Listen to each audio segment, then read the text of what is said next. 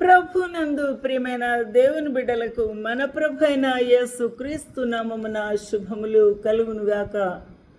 ఈ యొక్క దినమందు దేవుని యొక్క వాక్య ధ్యానం కొరకు పరిశుద్ధ బైబిల్ గ్రంథం నుండి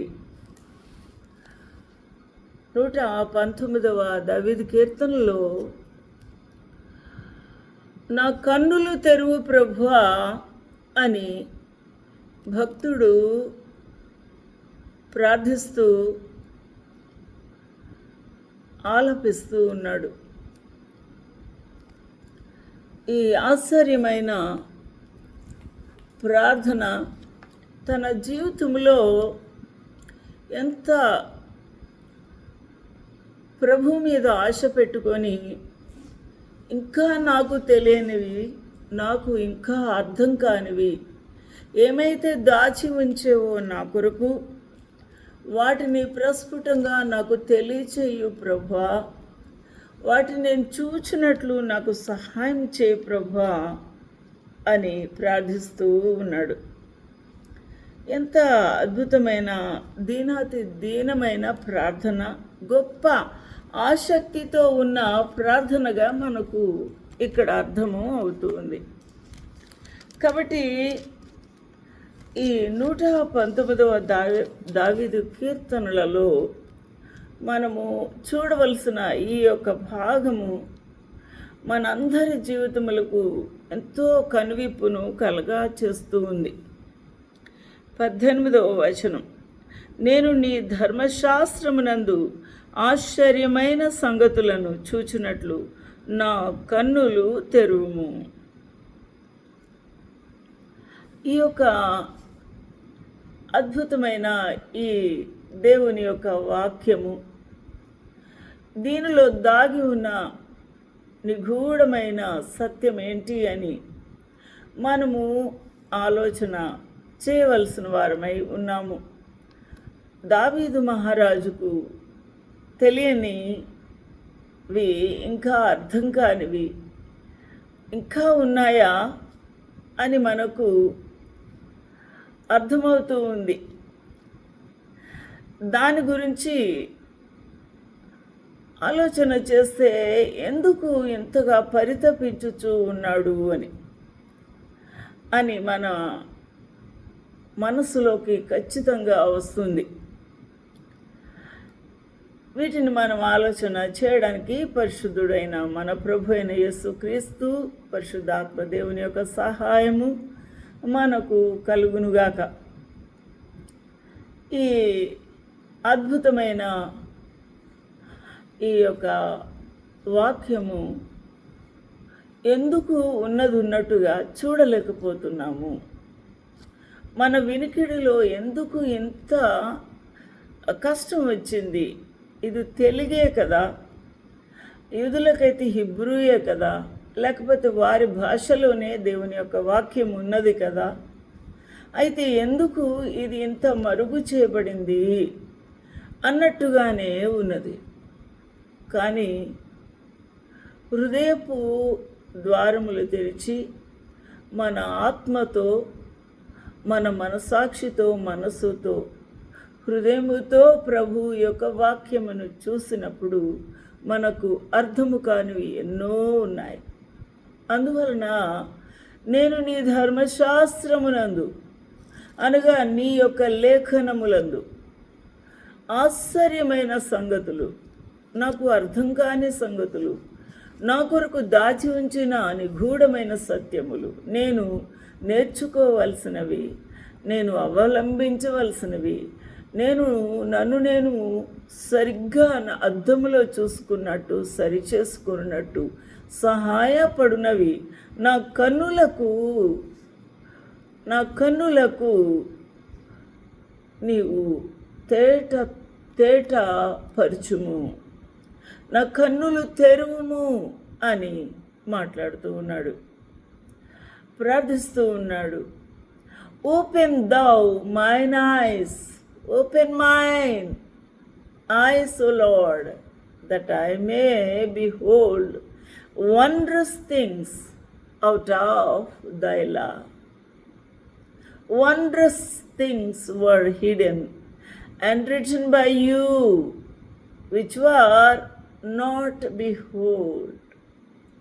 కాబట్టి అవి నేను చూడాలి అనంటే నాకు నీవు నా మనోనేత్రములు తెరవవలసిన వాడవై ఉన్నావు అని అర్థిస్తున్నాను. నీవే నాకు కనువిప్పు కలగ చేయాలి అని, నా హృదయపు తలుపులు తెరవాలి అని నేను కోరుకుంటున్నానయ్యా అని గొప్ప సత్యాన్ని ఇక్కడ మనకు తెలియచేస్తూ ఉన్నాడు భక్తుడు. ఈ యొక్క సత్యాన్ని రాజుకి ఇంత తెలివి లేదా అన్నట్టుగా ఉంది. రాజుకి ఇంత కరువు వచ్చిందా జ్ఞానము? ఇంత అవసరమా రాజుకి ప్రార్థించుట, ప్రాధేయపడుట అన్నట్టుగానే మనకు అర్థమవుతుంది, సామాన్యుడికి అర్థమవుతుంది. ఇక్కడ మనము అర్థం చేసుకోవాల్సిన ఈ సత్యాన్ని ప్రభు మనకు బోధించులాగున, మనము సరి చేసుకొనులాగున పరిశుద్ధాత్మ దేవునికి సహాయం చేయమని మనము కోరుకుందామా? అలా అయితే ప్రభు మనతో మాట్లాడతాడు. హల్లెలూయా. దేవునికి మహిమ కలుగునుగాక.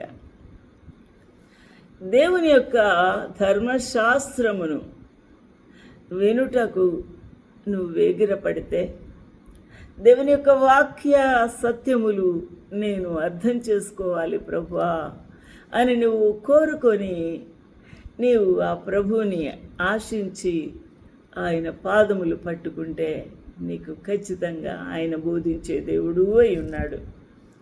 ఆ దినమున ఏం జరగబోతుంది రానున్న కాలములో అని మనము యెషయా గ్రంథము ఆ ప్రవచనాన్ని ఒకసారి చూస్తే, ఆ దినమున రానున్న కాలమున చెవిటివారు గ్రంథవాక్యములు విందురు. How come it will be. ఎలాగా గ్రంథవాక్యాలు వింటారు? ధర్మశాస్త్రపు వాక్యములు ఎలాగ వింటారు? ఆ దినమున చెవిటివారు గ్రంథవాక్యములు విందురు. అంధకారము కలిగినను, గాఢాంధకారము కలిగినను గ్రుడ్డి వారు కనులారా చూచెదరు. దేవునికి మహిమ ఘనత ప్రభావము కలుగునుగాక.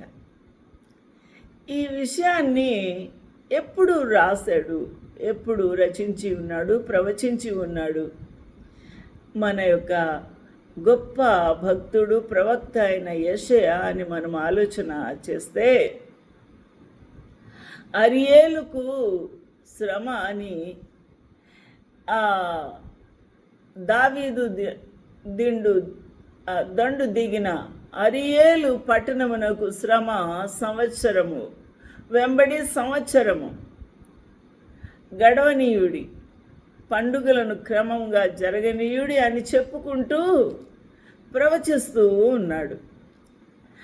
అయితే అక్కడ మరొక మాట కూడా అద్భుతమైన సంగతి ఇక్కడ ప్రవచించి ఉన్నాడు. నేను నీతో యుద్ధము చేయొచ్చు, నీ చుట్టూ శిబిరము వేదును. రానున్న కాలములో యుద్ధాలు చేయబోతున్నాడు అని ప్రభు ఇక్కడ తెలియచేశాడు ఇశ్రాయేల్ వారి మీద. నీకెదురుగా కోట కట్టి ముట్టడి దిబ్బ వేదును. ఇప్పుడు ఇశ్రాయేల్ చుట్టూ ఎవరున్నారు? శత్రువులే ఉన్నారు. ఈ ప్రవచనాలు నెరవేర్పు కాలంలో మనం ఉన్నాము. I will camp against thee. ఇశ్రాయేల్కి వ్యతిరేకంగా శత్రువులుగా మారిపోయారు. Round about and will lay siege against thee. మిమ్మల్ని బంధించబోతూ ఉన్నాను with a mount and I will raise forts against the.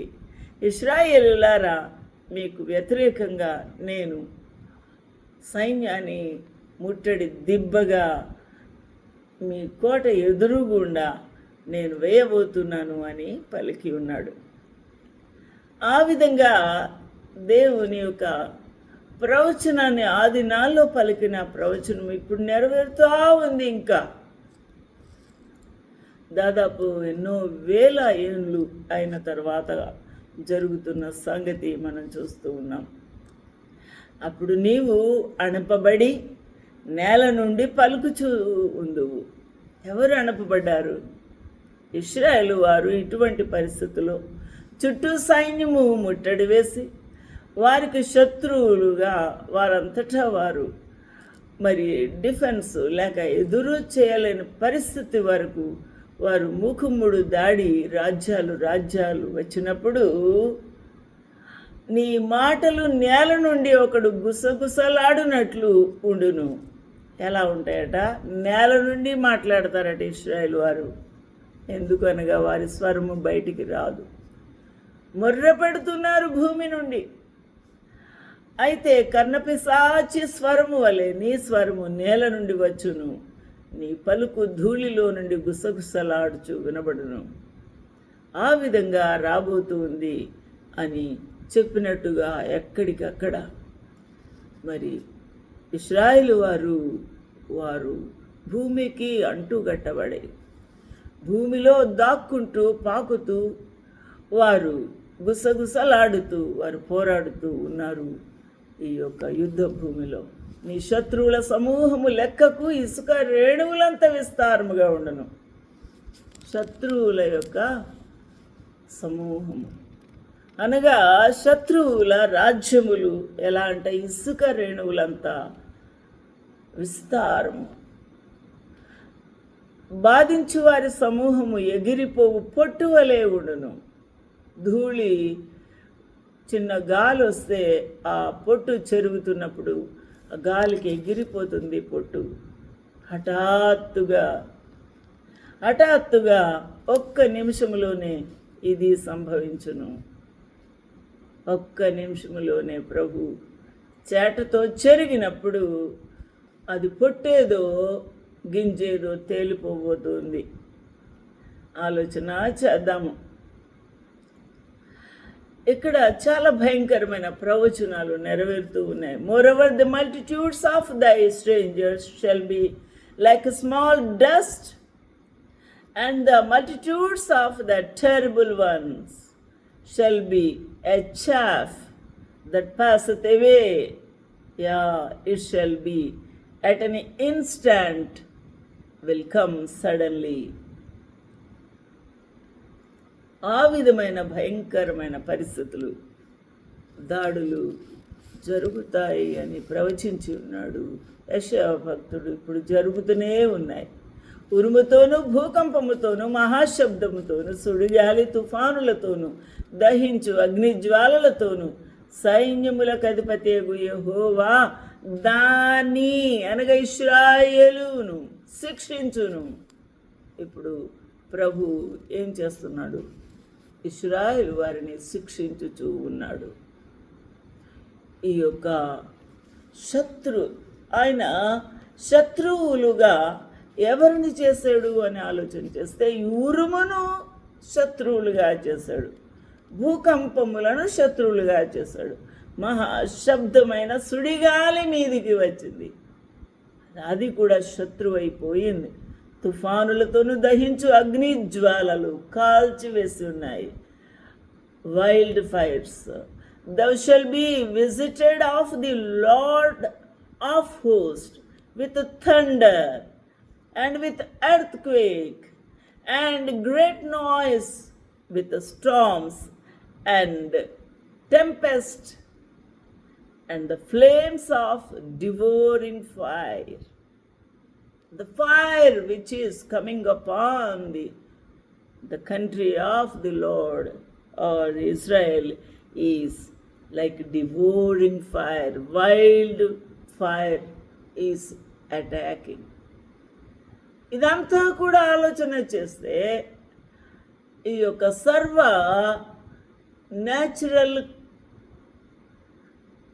నేచర్ని అగెయిన్స్ట్గా పిలుపునిచ్చి దాడి చేయిస్తున్నాడు ప్రభువే. Natural calamities. కాబట్టి ఆ విధంగా చాలా భయంకరమైన పరిస్థితులతో ఆ ప్రభు యుద్ధ భేరి ఇశ్రాయేలు వారి మీద మ్రోగించుచు శత్రువుల బాంబుల దాడులతో నరక యాతన పడుతూ ఉన్నారు. కాబట్టి ఆకలి కొన్నవాడు కలలో భోజనము చేసి మేల్కొనగా వాని ప్రాణము తృప్తి పడదు కదా. తృప్తి పడకపోయినట్లును దప్పిగొనిన వాడు కలలో పానము చేసి మేల్కొనగా సొమ్మసిలిన వాని ప్రాణము ఇంకా ఆశగొని ఉన్నట్లును సియోను కొండ మీద యుద్ధము చేయు జనముల సమూహమంతటికి సంభవించును. ఇది రాబోతుంది. సర్వలోకమంతా కూడా యుద్ధమునకు సన్నద్ధమైంది. ఇప్పుడు జరుగుతూనే ఉన్నాయి. ఇంకా అన్నీ ఒక్క తాటి మీదకి వచ్చి ఇశ్రాయేలు వారి మీదకి భయంకరమైన సమూహమంతా కూడా యుద్ధముకై కాలు దువ్వుతూ ఉన్నారు. It shall even be as when an hungry man dreameth and behold he eats, but he awaketh, and his soul is empty, as when a thirsty man dreameth, and behold, he drinketh, but he awaketh, and behold, he is faint, and his soul hath appetite. This is saying that when they are dreaming about the eating of food, plenty of food, when he raised from bed, he was still hungry. His soul not satisfied, his hunger not satisfied. When he drinks lots of water in the dream, when he raised from bed, he was still longing to thrive, longing to drink because of a deep thirsty, heavy laden, dried body. ఇంకా faint అయిపోతూ ఉన్నారు. Behold, he is faint because of lack of food, lack of fluids, water. So shall the multitude of all the nations be, and that fight against Mount Zion. ఆకలి గొన్నవాడు కలలో తిని నిద్ర లేచి ఆకలి తీరక ఉన్నట్టు మళ్ళీ మీద పడుతున్నారు ఇశ్రాయేల్ వారి మీద. మళ్ళీ దాహము తీరక రక్త దాహము కొరకాయి మళ్ళీ యుద్ధ వేరుని మ్రోగిస్తూ ఉన్నారు. ఆ విధంగా భయంకరమైన దండులు దిగనున్నాయి. ఆలోచన చేయండి. భయంకరమైన రోజులు, యుద్ధాలు జరుగుతాయని 2000 సంవత్సరాల ముందే చెప్పి ఉన్నారు. కానీ ఇప్పుడు జరుగుతూ ఉన్నాయి. మనము కళ్ళారా మల్టీమీడియా ద్వారా చూస్తున్నాము. కొంతమంది అనుభవిస్తున్నారు. అందువల్ల జనులారా తేరి చూడుడి, విస్మయముందుడి, మీ కండ్లను చెడగొట్టుకొనుడి, గుడ్డి వారగుడి. కండ్లు ఏమీ చూడలేని స్థితిలో గుడ్డివారుగా ఉండండి. అదే బెటర్. ఈ యుద్ధాలు, ఈ రక్తభూమి చూడలేరు, ఈ అగ్నిహోత్రాలు చూడలేరు. గుడ్డివారవండి. ద్రాక్ష రసము లేక వారు మత్తులై ఉన్నారు. మద్యపానం లేకనే తూలిపోతున్నారు. ఎందుకనగా వారికి రక్తదాహం తీరలేదు. అందువలన యెహోవా మీ మీద గాఢ నిద్రను కుమ్మరించి ఉన్నాడు. అందువల్లే మత్తులైపోయారు. మీరు తాగి కాదు, ద్రాక్షారసము మత్తుగా తాగిన స్థితి కాదు, దేవుడు మొత్తిన స్థితిని బట్టి యెహోవా మీ మీద గాఢ నిద్రను కుమ్మరించిన విధానం బట్టి మీకు నేత్రములు ఉన్న ప్రవక్తలను చెడగొట్టి ఉన్నాడు. నేత్రములు ఉన్న ప్రవక్తలను చెడగొట్టి ఉన్నాడట.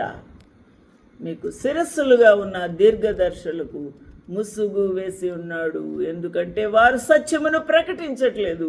ధర్మశాస్త్రమును, దేవుని లేఖనాలని ఉన్నట్టుగా వారు ప్రకటించటం మానివేసి ఉన్నారు.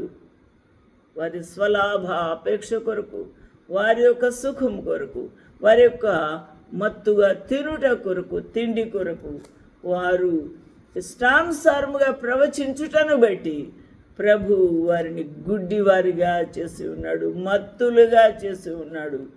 వారి యొక్క దీర్ఘదర్శులకు ముఖానికి ముసుగు వేసి ఉన్నాడంట. For the Lord hath poured out upon you the spirit of deep sleep, and hath closed your eyes. The prophet and your rulers, seers hath he covered.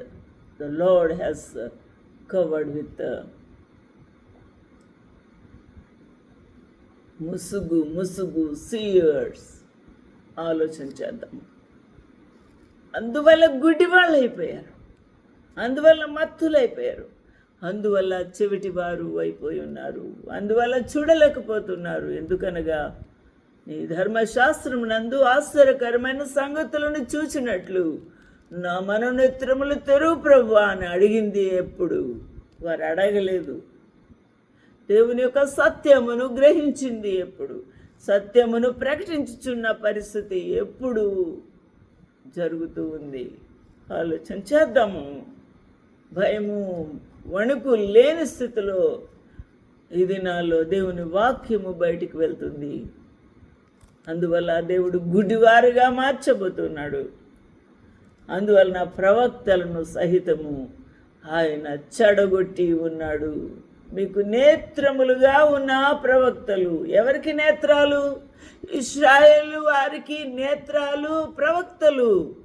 ఈ ప్రవక్తలు నేత్రాలు అయితే వీరు చెడిపోయి ఉన్నారు కాబట్టి ఇశ్రాయేలు వారందరూ కూడా చూడలేకపోతున్నారు. ఎందుకో తెలుసా నా ప్రియులారా? దేవుని యొక్క వాక్యమును, సత్యమును ప్రకటించనందున, పశ్చాత్తాపము కలుగు చేయు హృదయము వారికి దేవుని వాక్యము కలగ చేయనందున వారు ఎంతగానో భయంకరమైన పాపములోనే పడిపోతున్నారు, గుడ్డివారైపోతున్నారు. వారి నేత్రములు అనగా ఇశ్రాయేలు వారి యొక్క నేత్రములు పని చేయట్లేదు, చెడిపోయాయి. అంటే ఎవరు? ప్రవక్తలు చెడిపోయారు. మీకు శిరస్సులుగా ఉన్న దీర్ఘదర్శకులు, వారికి ముసుగు దేవుడే వేశాడు. The Lord hath poured out upon you the spirit of deep sleep, మత్తు కలగజేశాడు. And hath closed your eyes, the prophets and your rulers, the seers hath he covered. ముసుగు వేసి గుడ్డితనం కలగజేశాడు. ఇప్పటికైనా రోషం తెచ్చుకుంటావా? దేవుని యొక్క సత్యం ఉన్నట్టు ప్రకటిస్తావా? ఆలోచించేద్దాం. లేకపోతే దేవుడు ఇశ్రాయేలు వారిని గుడ్డివారుగా చేశాడు దేవుడు. ఎందుకనగా ఈ ప్రవక్తలు వారి కన్నులకు గుడ్డితనము కలగజేశారు. వారి కన్నులు, ఇశ్రాయేలు వారికి కన్నులు ఎవరు అంటే ప్రవక్తలు. ఈ కళ్ళు చెడిపోయాయట. అందుకే వాళ్ళు చూడలేకపోతున్నారట దేవుని సత్యాన్ని. ఈరోజున ఆలోచన చేద్దాము. దీని అంతటిని గూర్చి ప్రకటన గూఢమైన గ్రంథ వాక్యముల వలె ఉన్నది. ఒకడు నీవు దయచేసి దీన్ని చదువుమని చెప్పి అక్షరములు తెలిసిన వానికి వారిని అప్పగించును. అతడు అది నా వల్ల కాదు, అది గూఢార్థముగా ఉంది అని చెప్తారట. కాబట్టి వారికి అక్షరములు అర్థం కావు. దాని అర్థము కూడా వారు అర్థం చేసుకొని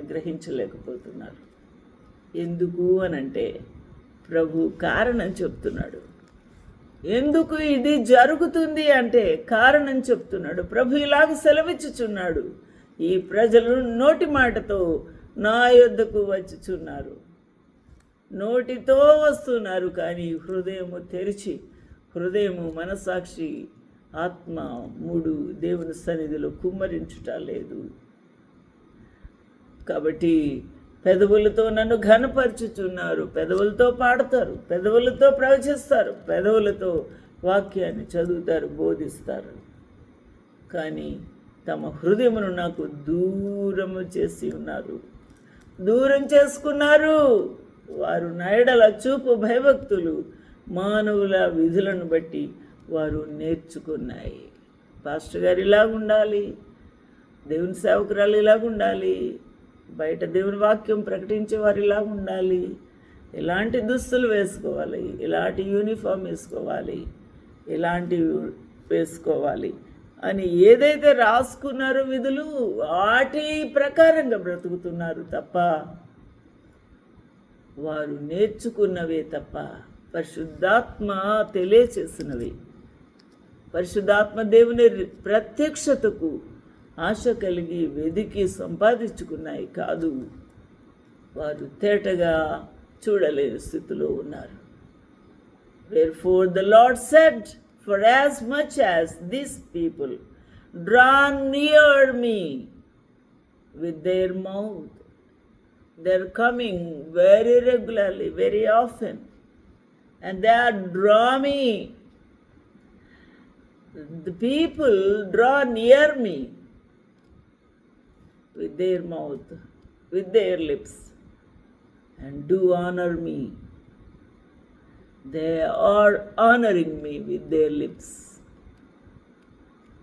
but have removed their heart far from me. They have removed their heart far from me. ఎక్కడో హృదయం పెట్టి పెదవులు తీసుకొని వచ్చి నా ముందు పెట్టి వారు పెదవులతో నన్ను స్తుతిస్తారు, పాడుతారు, ప్రార్థిస్తారు, ప్రవచిస్తారు, కానీ హృదయం ఎక్కడో పెట్టారట. And there fear toward me is taught by the percept of men. వారు నేర్చుకున్నవే, వాటి పద్ధతుల ప్రకారంగా ప్రార్థిస్తారు, మందిరానికి వెళ్తారు, అవే అలవాటుగా బైహార్ట్ చేసినవి, బట్టి పట్టినవి చెప్తారు తప్ప హృదయము దూరంగా నాకు ఉన్నది అని ప్రభువు చెప్తున్నారు. ఆలోచన చేద్దాం, ఇది ఎంత భయంకరమైన విషయము, ఆలోచన చేద్దాం. అందువల్ల కాగా నేను మరలి ఈ జనుల ఎడల ఒక ఆశ్చర్యకార్యము జరిగింతును, బహు ఆశ్చర్యముగా జరిగింతును. వారి జ్ఞానుల జ్ఞానము వ్యర్థమగును, వారి బుద్ధిమంతుల బుద్ధి పోదును. లోపట మరుగు చేసుకున్న బ్రతుకులు, తమ ఆలోచనలు యెహోవాకు కనబడవు అని లోపల వాటిని మరుగు చూచువారు. లోపల మాట్లాడుకుంటారు, చెవులు కొరుక్కుంటారు, అబ్బా జట్లుగా జీవిస్తారు. ఎప్పుడు ఒకరి మీద ఒకరు మాట్లాడుకుంటూ జట్లుగా వారు కార్యాలు చేయాలని తలపడతారు. అట్టి వారికి, ఆ విధంగా జీవించుచూ ఉన్న వారికి శ్రమ. మమ్ము ఎవరు చూచెదరు, మా పని ఎవరికి తెలియను, మా ఆలోచన యోచన ప్రణాళిక ఎవరికి తెలియను అనుకొని చీకటిలో తమ క్రియలు జరిగించు వారికి శ్రమ. అయ్యో మీరెంత మూర్ఖులు! కుమ్మరికిని మంటికిని భేదము లేదని ఎంచదగునా? ఆలోచన చేద్దాము. కుమ్మరికిని మంటికిని భేదము లేదని ఎంచదగునా? కుమ్మరి మంటి ఒకటే ఎలాగవుతారు? మట్టే, మట్టిని పట్టుకొని కుండగా చేసే ఆ కుమ్మరే. ఆలోచన చేద్దాం. రూపింపబడిన వస్తువు రూపించిన వాని గురించి ఇతనికి బుద్ధి లేదు అనవచ్చా? ఆ విధమైన మూర్ఖపు మాటలు మన ప్రభువుని నిందించుచు, అవమానపరచుచు, ఆయనను ప్రశ్నించా బరి తెగించిన వారుగా ఉన్నారు. అందువలన ప్రభు మూర్ఖుడు అని పిలుస్తున్నాడు. అట్టివారు మూర్ఖులు అని పిలుస్తున్నారు. కాబట్టి దేవుని యొక్క ఉగ్రత నీ మీద పడకుండా, నా మీద పడకుండా నువ్వు సరి చేసుకుంటే ఆ ఉగ్రత మన మీదకి దిగి రాకుండానే ప్రభు మనల్ని తప్పిస్తారు. ఆలోచించేద్దాం. ఈ రోజున ఇంత భయంకరమైన గుడ్డితనము, మత్తు, ఎంత మందమతి, బుద్ధిలేనితనము ఎందుకు ఇశ్రాయేలు వారికి వచ్చింది? ఎందుకు సర్వలోకములు ఉన్న ఆయా భక్తులకు వచ్చింది అనగా వారి మనోనేత్రములు గుడ్డిగా ఉన్నాయి. వారిని గుడ్డికి కలగచేసి ముసుగు వేశాడట. వారు చూడకుండా, వినకుండా, వారి ముఖం ఎవరికి కనబడకుండా. అంత భయంకరమైన ఉగ్రత నీ మీద దిగి రాకుండానే విధేయతతో నువ్వు సరి చేసుకుంటావా? అలా అయితే ప్రభు నీతో మాట్లాడతాడు, నేను సరి చేస్తాడు, నీకు బుద్ధి చెప్పే మార్గము చూపిస్తాడు. ఆ వాక్యము గూర్చి తెల్లగా దాని అర్థము చెప్తాడు. అట్టి భాగ్యం ప్రభు మనకు అనుగ్రహించునుగాక. సరి చేసుకుందాము. ప్రభు మనకు సహాయం చేయనుగాక. ఆమేన్, ఆమేన్, ఆమేన్.